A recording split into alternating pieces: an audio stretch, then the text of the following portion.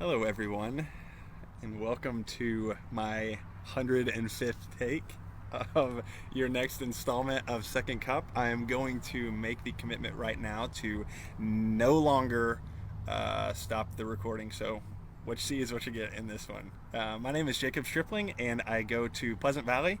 Pleasant Valley is putting out these mini devotionals that are done by our members and staff, and basically it's just a devotional on Tuesdays and Thursdays. It's put out to just be encouraging and keep us connected during this time where we're not able to meet together. And if you have not gotten to see them or are unaware of them, I would recommend going on the page back to the ones that have already been done, because there have been some ones by some really, really awesome people. And I think that they would be a blessing to you to watch. But anyways, I was asked to do one, and so I'm going to do my best to keep it short and sweet and not veer off too much or ramble. So with that being said, I wanted to talk about a couple of things that are really important to me and really prevalent right now in this time especially. But those two things are worry and thankfulness. And I want to start with worry and just give a verse from Philippians 4, 6 through 7, that says, "Do not be anxious about anything, but in every situation, by prayer and petition with thanksgiving, present your requests to God, and the peace of God, which transcends all understanding, will guard your hearts and minds in Christ Jesus." And I want to zone in on just a small portion of the verse, the part that says, "Do not be anxious about anything, but in every situation, by prayer and petition with thanksgiving." This just kind of showing that there's not really an exception clause. It's not saying do not be anxious except during, whatever time, or but in every situation do these things by prayer and petition with thanksgiving. And so I want to put a pause on that for now and go on to thankfulness, which I believe is a direct combatant of worry and appears to be in the verse from Philippians as well. But I want to give another verse for context here that comes from 1 Thessalonians 5, 16 through 18. And it says, "Rejoice always, pray continually, give thanks in all circumstances, for this is God's will for you in Christ Jesus." And again, zone in on the fact that it says rejoice always and give thanks in all circumstances. So again, something where it's not just saying in specific times do this, it's saying in all circumstances and rejoice always. And that also goes back to the verse where it says, through prayer and petition with thanksgiving. And so I also want to emphasize thankfulness as the combatant to worry, even from just not even necessarily from a Christian point of view, but really just for all of us to have perspective, even during these times when things can definitely get tough, and or just any time in our life, really, not even necessarily right now, but just to always look around and see what we have, and to be thankful for those things, and to let that alleviate the worry.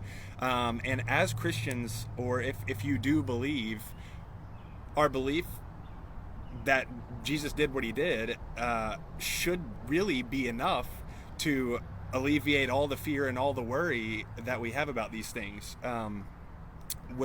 if we believe what we say we believe. And I know there are times where I say I believe certain things and my actions don't always reflect that, but just the emphasis on if what he did really happened and we believe that that's true, then really, I mean, if worst case scenario, everything is taken from you, or whatever horrible things come in life, we already have the prize, or the we already have everything. So everything plus nothing, if we were to lose everything, still equals everything.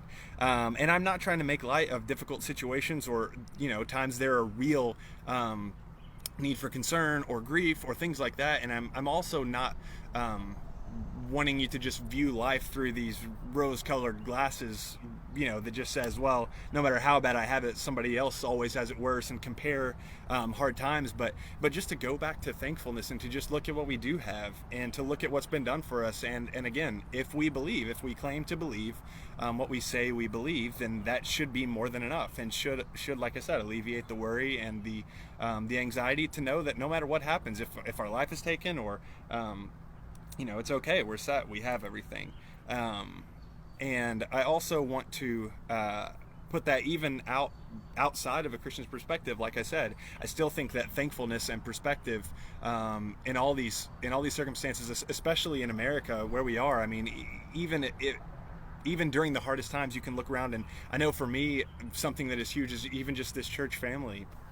And to know that even during the hardest of times, the way that they take care of, have taken care of my family and take care of each other, and just anybody that has need, it's amazing. And that's something that alleviates so much of my stress and worry, is just to know that even if everything hits the fan, I mean, we have a church that has our back, and we have friends and family. And if you feel like you don't have that, then I hope that maybe you would give our church or somebody else a chance to be that family for you. And if you have done that and you did not get that kind of experience, I hope that you'll let somebody know, me or whoever, and hopefully give us another chance. And I trust that you will be taken care of if it's brought to the surface. But anyways, like I said, pretty short and sweet and simple. And again, the emphasis really just goes back to me to, if we believe what we say we believe, really, how can we worry, and how can we not be thankful?